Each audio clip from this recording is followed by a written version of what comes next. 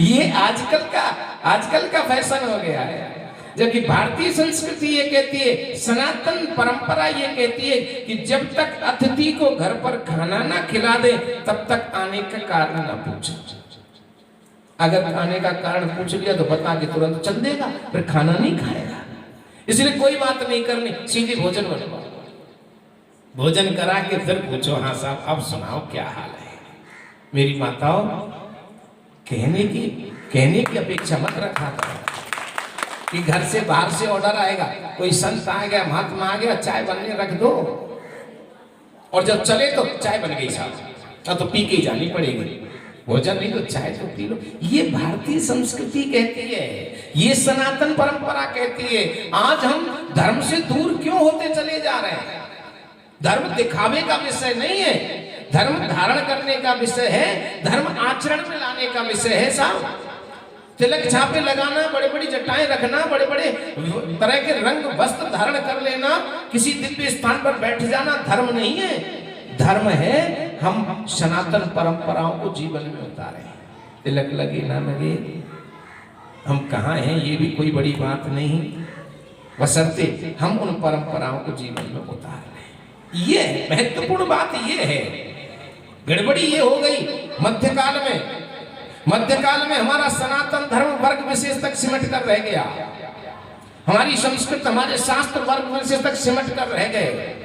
इस प्रकार के पांडाल नहीं लगते थे, ऐसी भागवत कथाएं नहीं हुआ करती थी।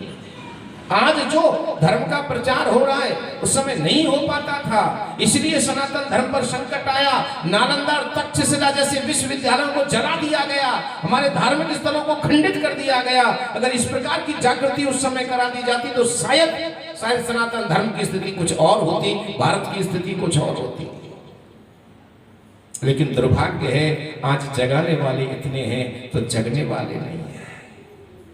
उस समय जगाने वाला कोई नहीं था तो लोग जगे हुए थे, आज जगाने वाले घूम रहे हैं लेकिन जगने वाले नहीं रहे। बड़ा आश्चर्य होता है, कभी कभी तो बड़ी पीड़ा भी होती है। वाह वाह भगवान तेरी क्या लीला है। जब सुनाने वाले नहीं थे शास्त्र को तो लोग सुनने के लिए दूर दूर तक जाया करते थे। भगवान कैलाश पर्वत से कुंभज ऋषि के आश्रम तक चले गए सती को लेकर राम कथा सुनने। विदुर मैत्रेय के पास पहुंच गए कथा सुनने के लिए।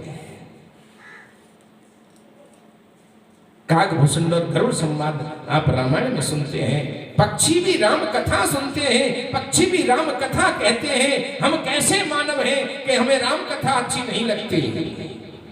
गरुड़ को राम कथा अच्छी लगती है, काकभूषण को राम कथा अच्छी लगती है, भगवान की कथा अच्छी लगती है। हम पक्षियों से भी गिरे बीते हो गए कि हमें राम कथा अच्छी नहीं लगती, कृष्ण कथा अच्छी नहीं लगती। कितना दुर्भाग्य है साहब, जोर से बोलना पड़ेगा। जय श्री कृष्ण। सज्जनों, अक्रूर जी का स्वागत किया, सत्कार किया और आदर सत्कार करके भोजन खिलाया। जब सबने भोजन कर लिया और मैया यशोदा ने भोजन की थाली सजाई, उसी समय नंद महाराज ने पूछा, अक्रूर अब बताओ आपका आना कैसे हुआ। आहा, अक्रूर जी ने कहा, भैया कंस महाराज ने पूरी मथुरा नगरी को दुल्हन की तरह सजाया है, प्रतियोगिताओं का दिव्य आयोजन किया है, धनुष दर्शन का मेला आयोजित किया है और इस कार्यक्रम में आपको भी निमंत्रण है और मुझे कृष्ण और बलराम को लेने के लिए रथ सहित भेजा है।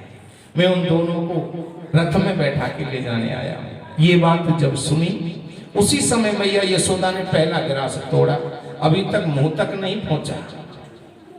जब ये बात सुन ली तो हाथ में से गिलास छूटा, थाली में गिर पड़ा। यशोदा मैया खड़ी हुई, आंखों में आंसू आ गए और कहने लगी, अक्रूर देवर, देवर मेरे प्राण मांगोगे ना, हंसते हंसते अपने प्राण दे दूंगी, लेकिन मेरे प्राणों के प्यारे दुलारे कृष्ण और बलराम को पाप की नगरी में नहीं जाने दोगे। ये वृंदावन प्रेम की नगरी है और मथुरा पाप की नगरी है। मेरे कन्हैया का जन्म हुआ, 7वें दिन पूतना आ गई, 6 महीने का हुआ शकटासुर आ गया, 1 वर्ष का हुआ तृणावर्त आ गया, कभी अघासुर आया, कभी अराष्टुर आया, कभी धेनुकासुर आया, कभी बकासुर आया, कभी वत्सासुर आया, कितने राक्षस आए। जो पापी मेरे बेटे को मारने के लिए राक्षस भेज सकता है, मैं उसके घर उसके पास कृष्ण बलराम को भेजूं? ना देवर ना, ऐसा नहीं हो सकता। कन्हैया कहने लगे मैया मैया जब जब हमारो कहीं घूमने को मन करे आप इसी प्रकार बहाने लगा दो। बलराम कहने लगे हाँ मैया मैया हम मथुरा नगरी को जरूर चाहेंगे। नंद महाराज कहने लगे यशोदा तू बाबरी है कि ये 11 और 12 वर्ष के हो गए, अगर ये समाज में आएंगे जाएंगे नहीं तो इनकी बुद्धि का विकास कैसे होगा? बच्चे के बौद्धिक विकास के लिए उसका आना जाना भी जरूरी है। जब आगे के कार्यक्रम देखेगा, रीति रिवाज देखेगा, तभी तो कुछ सीखेगा। क्या कह रही है कथा? हमारे बच्चों को सांस्कृतिक आयोजनों में लाना चाहिए, लेकिन दुर्भाग्य है हमारा, जब संध्या आरती होती है तो एक बच्चा दिखाई नहीं देता। जब बच्चा देखेगा नहीं तो कैसे सीखेगा? सिख जब गुरुद्वारे में जाता है तो अपने परिवार को लेकर जाता है कि लंगर में संतों की कैसे सेवा की जाती है। बड़े बड़े पैसे वाले धनाढ्य लोग लोगों के जूतों को साफ करते हैं और एक तरफ सजा के रखते हैं। बड़े बड़े घर की अच्छी महिलाएं लंगर में रोटी बनाने जाती हैं, संतों की सेवा करती हैं, वो संस्कार दिए जाते हैं। और हमारे यहाँ मंदिर में अगर आरती की भी कह दी जाए तो जोर पड़ता है। पढ़े लिखे बच्चे आजकल बैकवर्ड समझते हैं मंदिर में जाने को। कैसे सनातन धर्म जिएगा? लेकिन बच्चों से क्या कहें, बहु अवस्थी में तो बुजुर्ग भी नहीं आ रहे हैं। बुजुर्गों के पास समय नहीं है। मुझे तो बच्चों से ज्यादा बिगड़ा हुआ खेल बुजुर्गों का लग रहा है, वृद्धों का लग रहा है। कोई वृद्ध आने को तैयार नहीं। भागवत से इतनी दूरी, पर हरि की इच्छा है, क्या करें सज्जनों। नंद महाराज कहने लगे यशोदा तू चिंता ना कर, मैं भी इनके साथ जाऊंगा, तू घबरा मत। सबने एक ही बात कही तो मैया यशोदा आंसुओं को पीती हुई वापस चली आई। भोजन की थाली उठा के रख दी, भूख प्यास सब उड़ गई। सब लोग सो गए, कन्हैया भी अपनी उसी पलंग पर सो गए। रोज मैया यशोदा के पास सोते हैं, आज भी उसी पलंग पर सो गए। लेकिन मैया यशोदा को नींद नहीं आई। बीच चौक में खंभ से पीठ लगा के बैठ गई। जब ये याद आता है कि कल मेरा लाडला जाएगा तो फपक फपक कर रोने लग जाती है। आधी रात हो गई, अचानक कन्हैया की नींद खुली। माँ बगल में नहीं है। मैया यशोदा का कंठ रुंध गया है, मुंह से वचन नहीं निकल पा रहा। कन्हैया खड़े हुए मैया के पास आए। मैया यशोदा ने लाला के हाथ पकड़ा, गोदी में बिठाया, छाती से लगा लिया। मैया के बहते हुए आंसुओं से कन्हैया का सिर भीग गया। कन्हैया माँ के आंसू पहुंचने लगे। मैया तू रो ना, चुप हो जा। मैया कहने लगी बेटा तुझे नहीं पता माँ का हृदय क्या होता है, ये केवल माँ समझ सकती है। दोनों हाथ ऊपर किए और विधाता से कहने लगी मैया यशोदा, हे विधाता, अगर एक माँ के हृदय की पुकार सुन रहा हो तो ध्यान से सुन।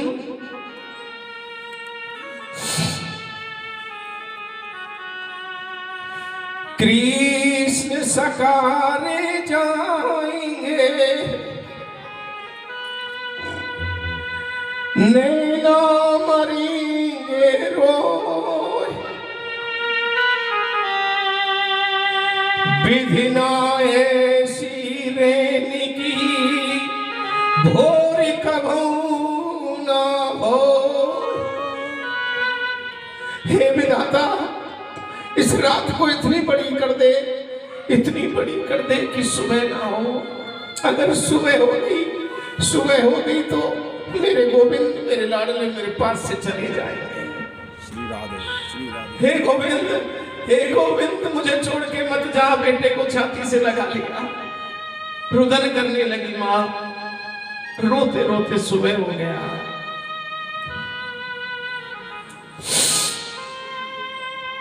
चार बजे गोपियों के झुंड महल के दरवाजे पर आ गए। गोप वाले पहले ही सज चुके थे। नंद ने कहा, नंद बाबा कहने लगे, कृष्ण बलराम तुम भी तैयार हो जाओ। अक्रूर, मैं गोप वालों को लेकर पैदल पैदल जा रहा हूं और तुम कृष्ण और बलराम को रथ में लेकर आ जाना। नंद महाराज गोप वालों को लेकर चले गए। अक्रूर जी ने रथ सजाया। गोपियां रथ के आगे आकर लेट गई और कहने लगी, अक्रूर तेरा नाम तो है अक्रूर, लेकिन सचमुच तू है बहुत क्रूर। तेरा जैसा निर्दयी दुनिया में नहीं देखा, जो हमारे कृष्ण को हमसे अलग करने आया है। कृष्ण तन कृष्ण मन, कृष्ण ही हमारो धन। सब कुछ कृष्ण है और कृष्ण को हमसे दूर ले जाने आया है। तेरा जैसा निर्दयी दुनिया में कौन होगा। गोपियां रुदन करने लगी और भगवान से प्रार्थना करने लगी। आइए भजन के माध्यम से देखते हैं, सुनते हैं। गोपियां रो रही है, मैया यशोदा रो रही है। ब्रज तज के जा रहे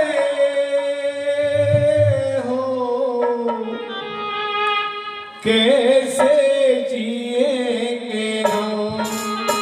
वो ब्रज तज के जा रहे हो, कैसे जिएंगे हम,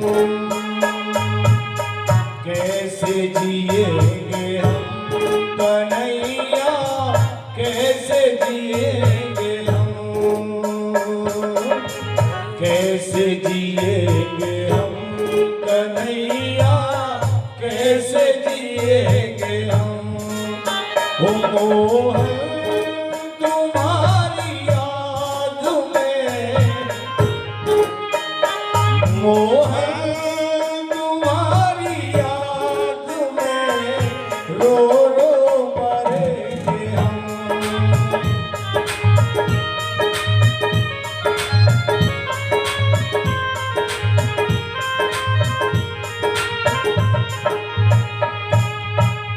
बाग लगाया आपने, माली बनेंगे हम कन्हैया, माली बनेंगे हम। बाग लगाया आपने, माली बनेंगे हम कन्हैया, माली बनेंगे हम। वो फूलों में बैठ करके, फूलों में बैठ करके रोया करेंगे हम।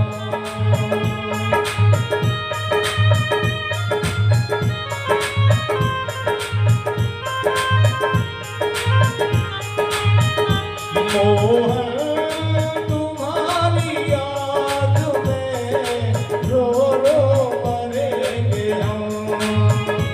मोहन तुम्हारी याद में रो रो मरेंगे हम।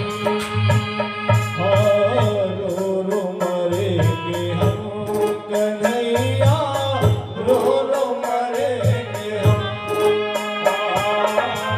रो रो मरेंगे हम कन्हैया, रो रो मरेंगे हम।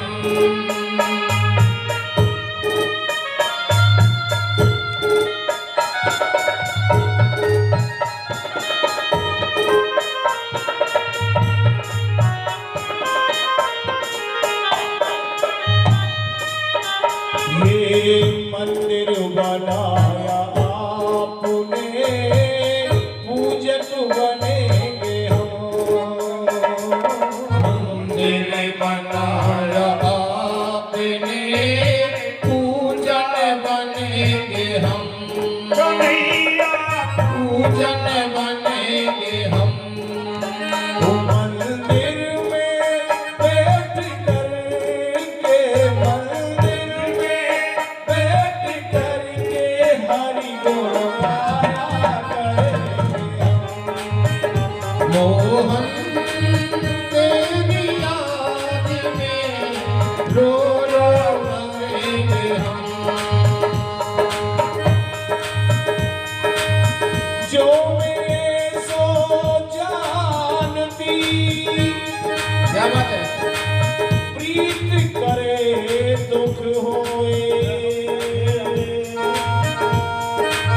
नगर निढोरा पीटती, प्रीत न करियो को। तुम्हारी याद में रोया करेंगे हम। मोहन तुम्हारी याद में रो रो मरेंगे हम।